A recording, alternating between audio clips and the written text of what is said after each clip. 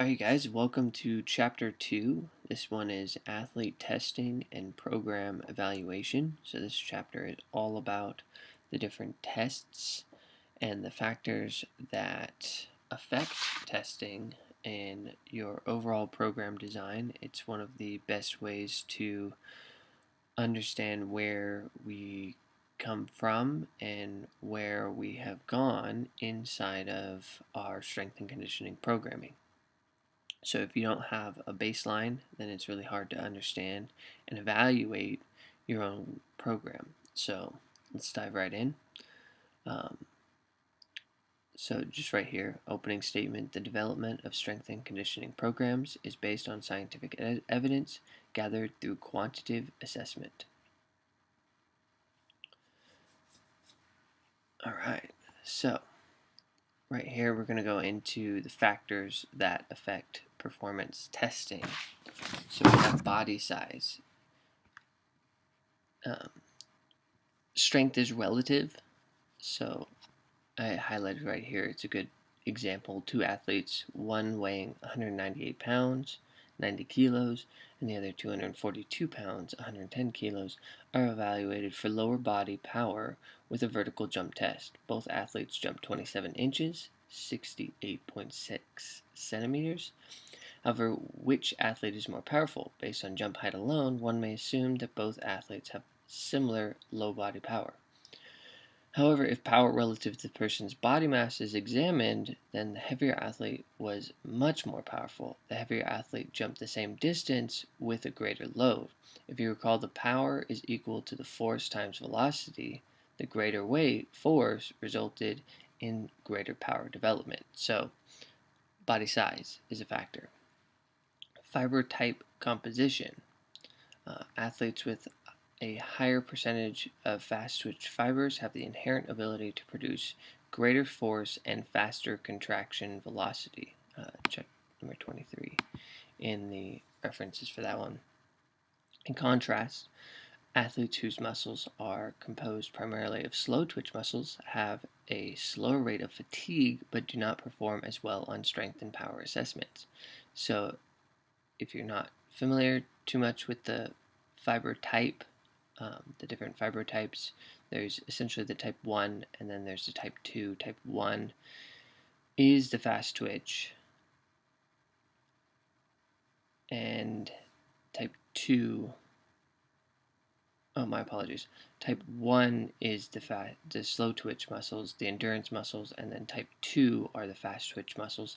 There are a few studies that show a type 2A and a type 2B, and the type 2A and B are pretty much the fast twitch with an element of endurance inside of there. And so that would be, back to chapter 1 in the 3 different energy systems.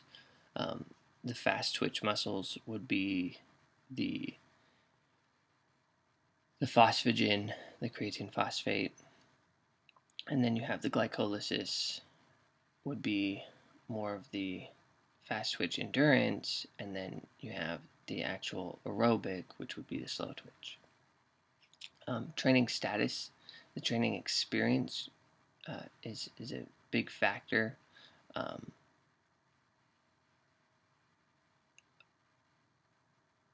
So understanding that athletes with a high ability level, regardless of training status, may also be limited in terms of attaining significant performance improvements, even while participating in training programs for the first time.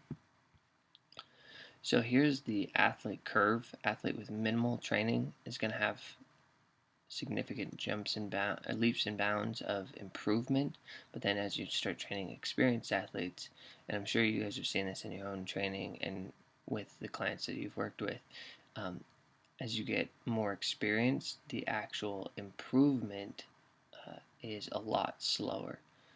So the speed and degree of improvement in response to training is slower. However, for elite athletes, these small gains may still be significant. So don't rule out small improvements at the top end of this curve.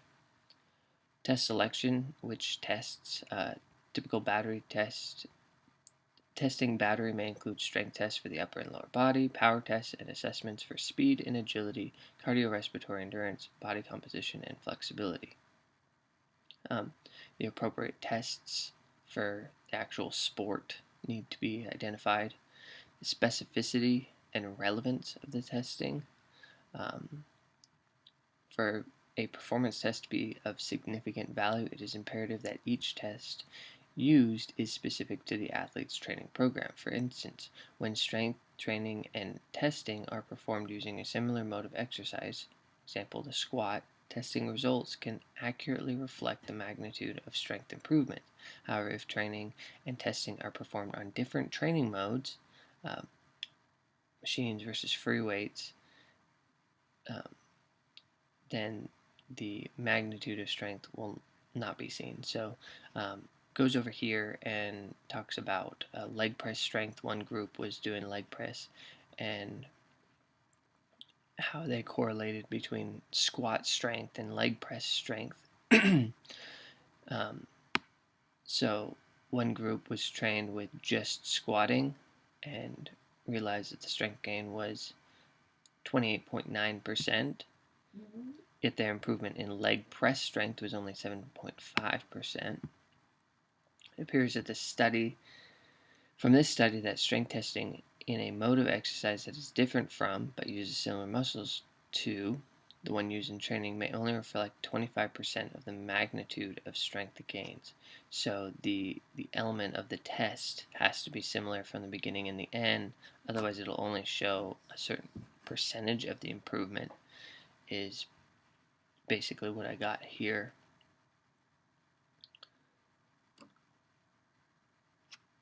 Yeah, so the validity and reliability of tests. The validity refers to the degree that each test measures what it is intended to or claims to measure.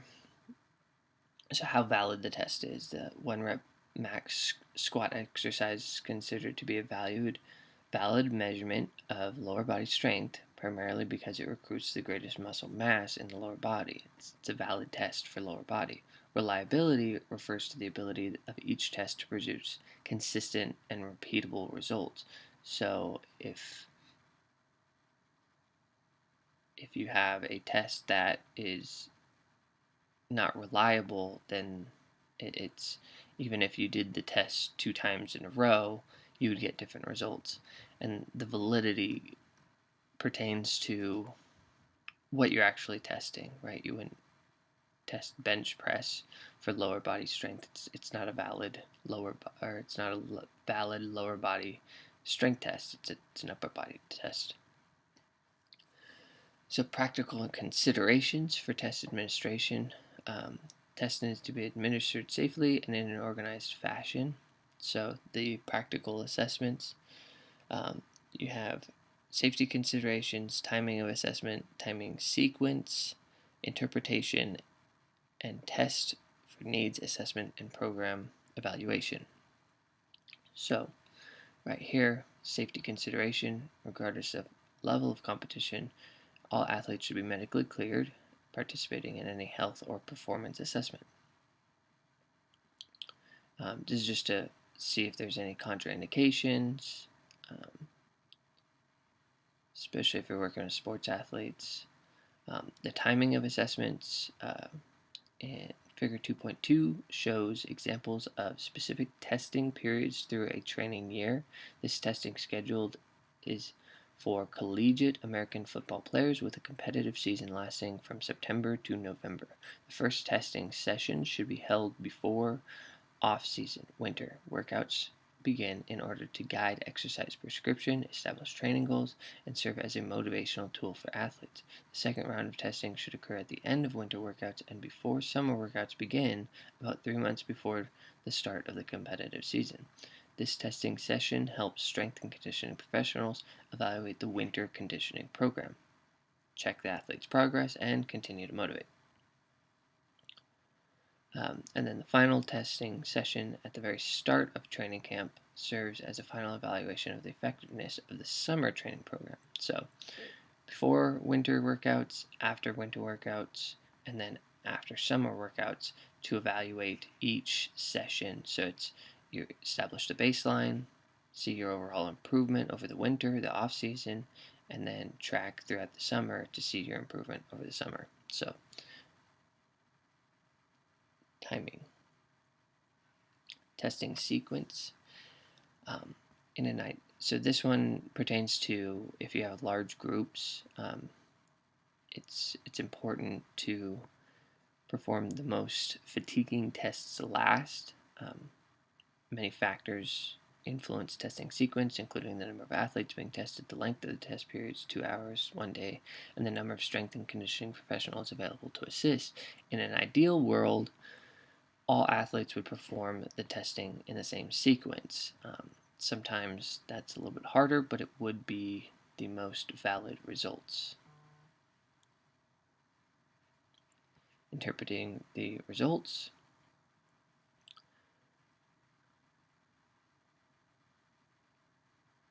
Once testing is completed, the information obtained must be communicated to both the athlete and, when appropriate, to the sports coach. If you're the strength and conditioning coach working with a sports coach, individual results can be compared to the previous results to evaluate progress of the team's conditioning program. Performance results can also be compared with those of other athletes playing in the same sport and position to assess the athlete's potential. Results can also be used to prescribe exercises, develop training goals, and motivate athletes.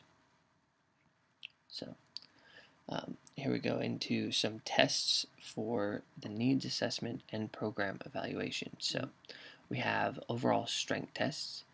These tests would be appropriate as long as the exercise are part of the resistance training program that follows. The same tests are used to reassess the athletes at the conclusion of the training program, and the tests are not too demanding. So what it's pretty much saying is the exercises can't be novel to the athletes, which means they're brand new. So if you are testing somebody on a 1 rep max clean and they've never done cleans before, that would be a very difficult test to really show any good data. But I mean, if you're working on 1 rep cleans, then that would be good inside of the program.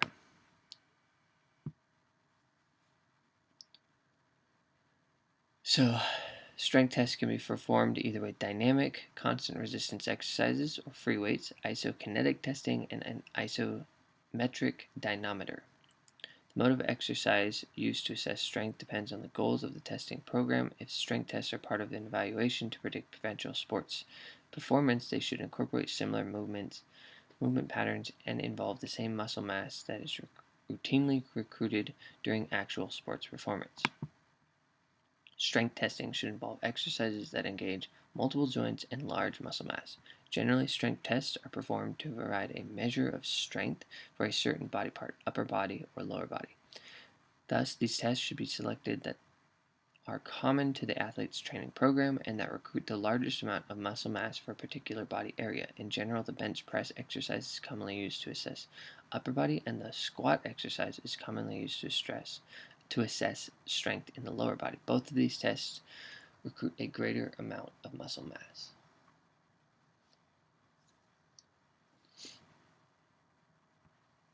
Isokinetic. So these ones are measuring right knee flexors to left knee flexors, so determining, or it is the agonist versus the antagonist, and this is to indicate any potential weaknesses that predispose the athlete to injury. Since isokinetic devices only permit the evaluation of a single joint unilateral movement, their role in strength evaluation is primarily limited to determining the athlete's potential for muscle injury as a result of either a bilateral deficit or a muscle joint imbalance. So then it goes into, so this is a good test between one leg and another. If some athletes in sports that rely predominantly on unilateral arm action such as tennis, baseball pitching, bilateral deficits are often noticed in the muscle groups of the shoulder, elbow, and wrist. Strength differences approaching 20% in the upper limb have been seen in tennis and baseball athletes. Um, so, and then right here it just says much debate still exists about the effectiveness in the use of bilateral deficits. So it's kind of it's still not fully understood whether this large bilateral strength differences negatively affect performance or increase the risk of injury in these athletes. So, almost seems to be more for any injured athlete, or some testing on the lower body would be more beneficial than the upper body, because in some sports those dynamics would be present.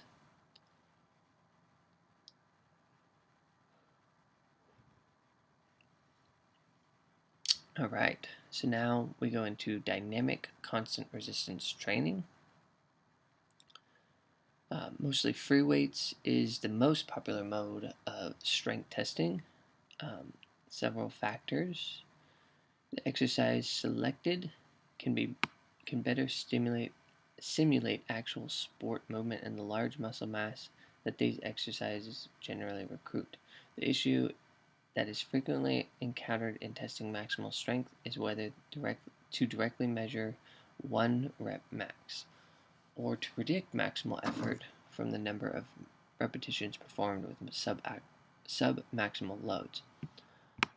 Often, the decision is based on practicality. When testing large groups of athletes, as is often the case as strength testing as a team, time is an important and valid consideration. Another issue that has been raised with maximal strength testing is the potential risk for injury. It is important to note that absolutely no research supports this contention. As long as the athlete is using appropriate loads, a qualified strength and conditioning professional is present, spotters are used properly, and the equipment and testing area is safe. The use of 1 rep max testing does not increase the risk for injury. So that was an interesting point for me, because I had definitely fallen under that pretense that 1 rep testing is, I mean, just due to the nature of it, um, opens up for risk. But it's interesting that no research has proven that. And then it goes into a little protocol. Perform a warm-up test, 10 repetitions at 50% of the expected 1 rep. Perform another warm-up of 5 repetitions at 75% of your 1 rep. Rest 3 to 5 minutes. Perform 1 repetition with resistance that is 90 to 95% 1 rep. Rest 3 to 5 minutes. Attempt 1 rep lift. Rest 3 to 5 minutes. If the attempt is successful, increase the resistance and attempt a new 1 rep. Continue this protocol until failure. So,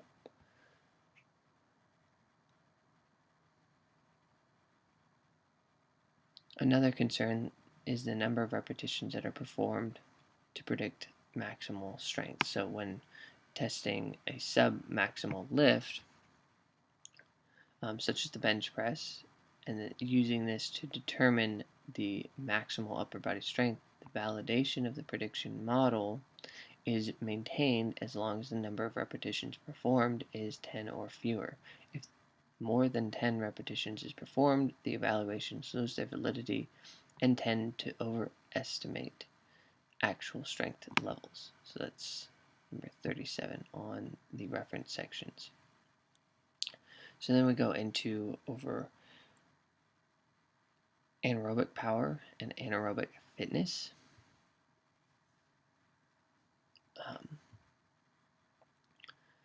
So this can be assessed in both laboratory and field settings. The ability to work in a lab sometimes is limited, but if the opportunity presents itself, a human performance lab allows for greater sophistication and sensitivity in athletic assessment. Anaerobic power provides information about the athlete's potential, whereas anaerobic fitness describes the athlete's ability to perform high-intensity exercise for a prolonged period of time. For example, seeing how high a basketball player can jump provides information to determine his potential. However, it does not provide any information as to whether the athlete's physical condition is good enough to play basketball.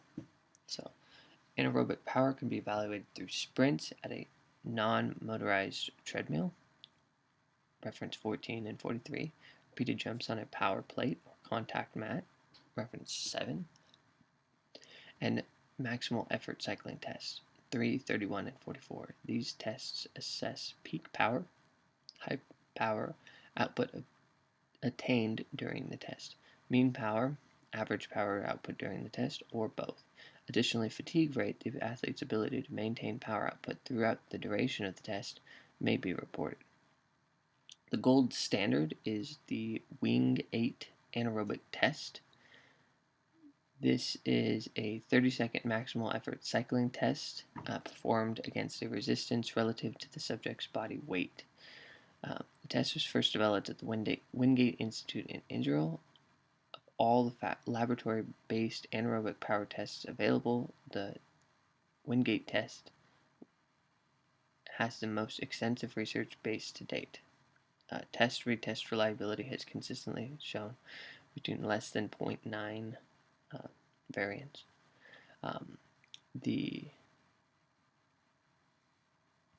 This test is peak power and mean power, as well as fatigue index. But then it goes into, although it is not clear whether the fatigue index is a good indicator of aerobic fitness, the index does appear to correlate highly with the percentage of fast-twitch muscle fibers, so that one is reference number 6. The primary drawback to this test, and the reason it has not achieved widespread acceptance among strength and conditioning professionals, is related to questions concerning specificity of muscle and activity patterns. Few sports are performed using motions similar to those on a cycle ergometer. So, how specific is it to the sport is pretty much the argument here. Anaerobic power assessment of a basketball player, for instance, may be more specific if performed with a vertical power test. So this just shows the example of a 30-second test. So you would see, and then you'd have your peak power, your mean power, and then your fatigue index. Okay, so then it goes into more of the field tests for aerobic fitness and aerobic power. Anaerobic fitness and anaerobic power. When testing large groups of athletes, several administrative concerns, equipment availability, and the fact that only a single subject can be tested at a time, may preclude use of any of the previously mentioned tests. As a result, most strength and conditioning professionals will use field tests to provide similar assessments to those obtained in laboratory-based measures. So you have the vertical test, the vertical jump test,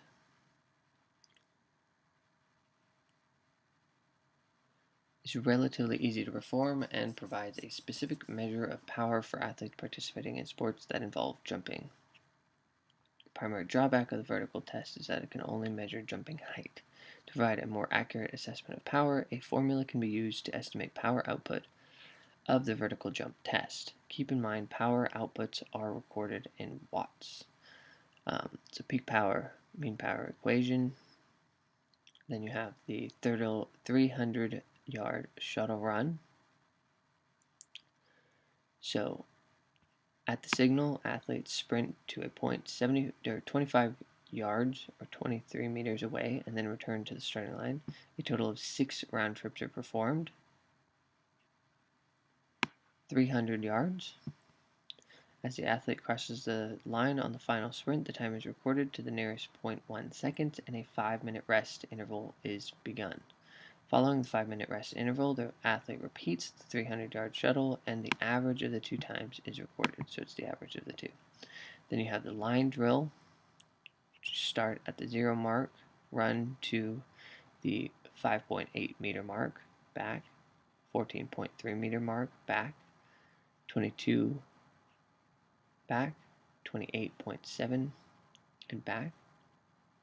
So this one is based off of whatever facility you're using, whether it's a court or a football field. Cones should replace 10, 20, 30, and 40-yard lines, and then in the it's pretty much saying they need to touch the cones itself, but it was saying, oh yeah, it was up here. Yeah, so the athlete begins in the starting position and sprints from the baseline to 4 separate cones placed at the near foul line. So this is a basketball court. Half court line, which is why the measurements are weird. Far foul line and far baseline. So they must hit each cone. All right. So those are the field tests that it gave examples of. So now we're going to go into the aerobic capacity and aerobic endurance. So now, instead of testing the anaerobic or the lactic threshold, we're testing the aerobic capacity. So we have the direct laboratory measurements, VO2 max, measured on a treadmill, either on swimming or cycle ergometry. Let's see. So those ones, this one's pretty much saying that the swimming and cycle ergometry measure different results than the treadmill running. So that's reference number 38. And then figure 2.6a and b describe popular treadmill testing protocols for assessing maximal aerobic capacity for general population. So your time domain, right at the 2-minute mark, increase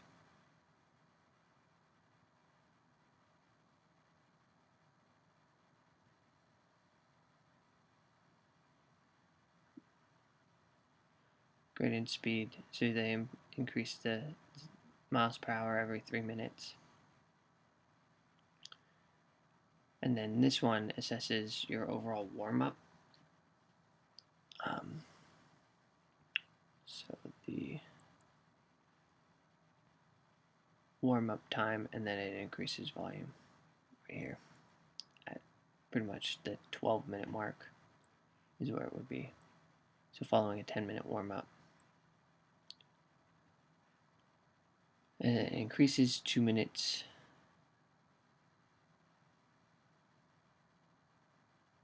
It increases by a grade of 2%.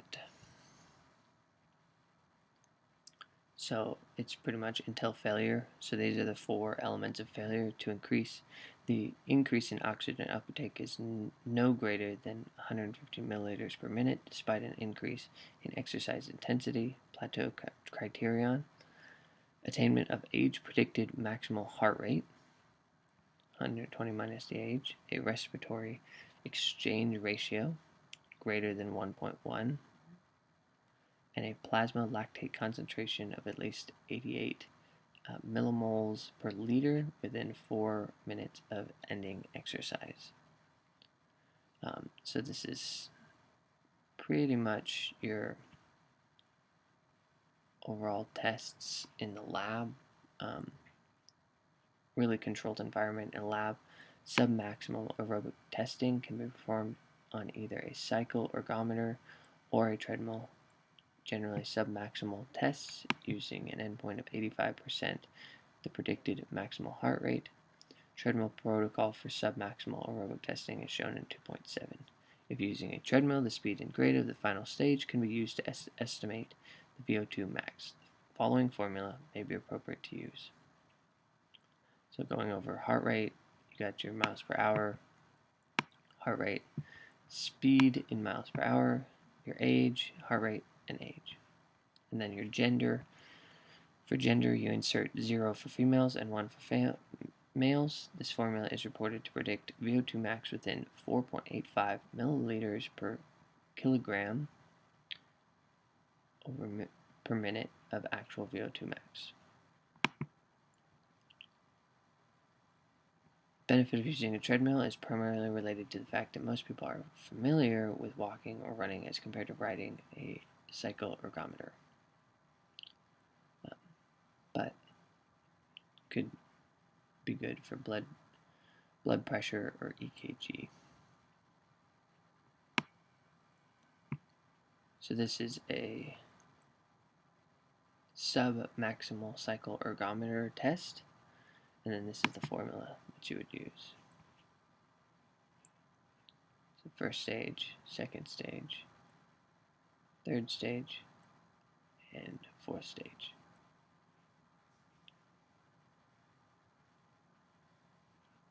And then number B is the line graph from the heart rates measured in the last minute of each stage can be extended to the age predicted maximal heart rate to estimate maximal work rate. So this is if they don't want to get to the actual thing. So here we go into the field tests for aerobic capacity and aerobic endurance. So you've got the Cooper test and the 1.5-mile test. These are the most popular tests. The Cooper test is running as far as possible in 12-minute period, and then you take the overall distance covered in meters and you plug it into this formula.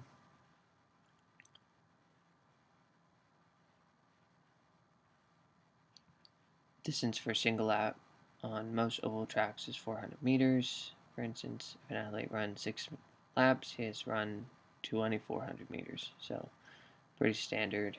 And then you plug it into the model.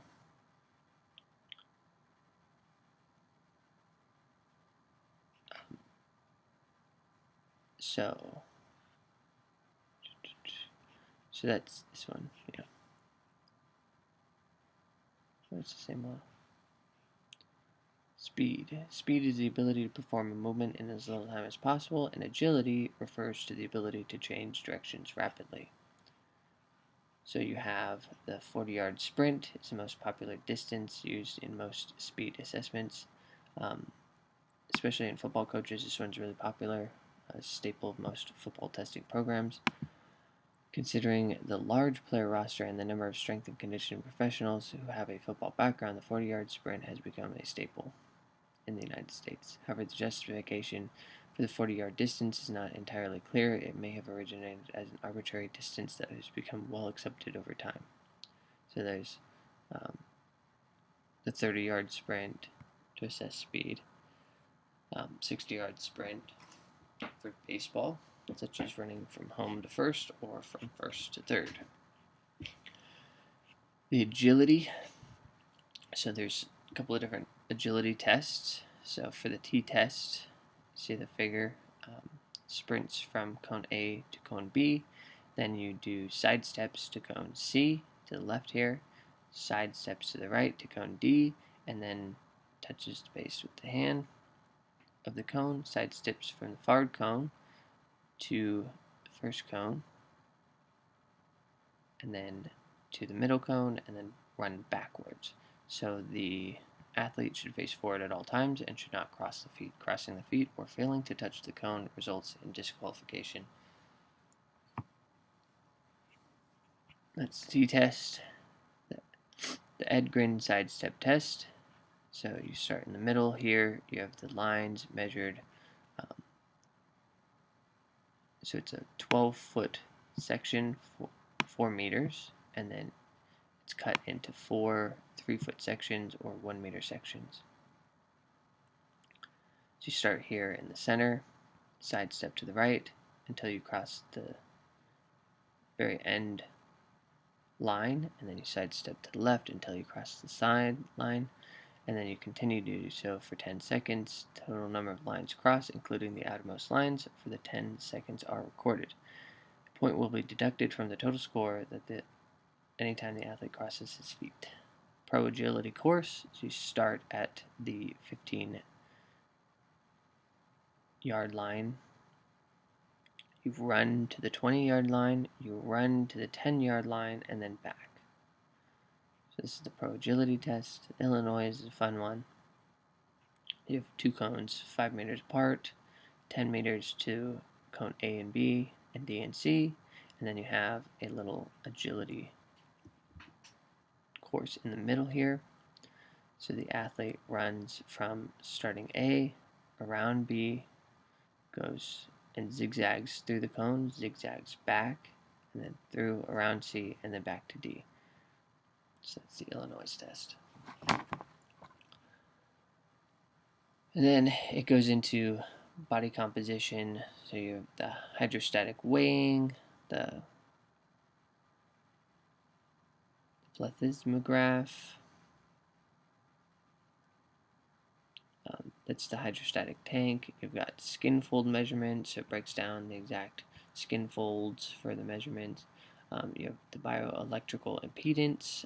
It's another popular modality used to estimate body composition. It's similar to skin fold measures, but it may be more accurate because it eliminates potential errors among testers.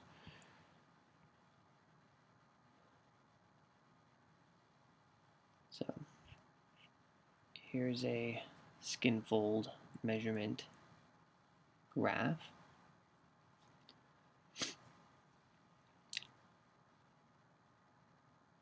So your summary points: an assessment program can be used to examine the effectiveness of training programs, evaluate athlete potential, develop training programs, and set training goals. Point number 2, to maximize the effectiveness of an assessment program, the test must be reliable and valid and must provide relevant information to both the strength and conditioning professional and the athlete. A testing battery for an athlete should be developed based on the needs assessment in order to reflect the metabolic, biomechanical, and other demands of the sport. Concerns for test administration include ordering of tests, the timing of tests. These variables must be adjusted to allow athletes to perform their best on the test and to provide information at important points in the competitive cycle. It is highly recommended that readers refer to the following textbook for thorough and in-depth discussion of normative values for all assessments discussed in this chapter. So this is a good book. Unfortunately, they do not have the ebook version. I did end up just purchasing that. So, yeah, so just a good chapter on overall testing and assessments to establish a baseline, establish mid-training goals or off-season to on-season goals, and the effectiveness of your overall program. All right, guys. Hope you enjoyed that chapter, and then I will see you guys on chapter 3.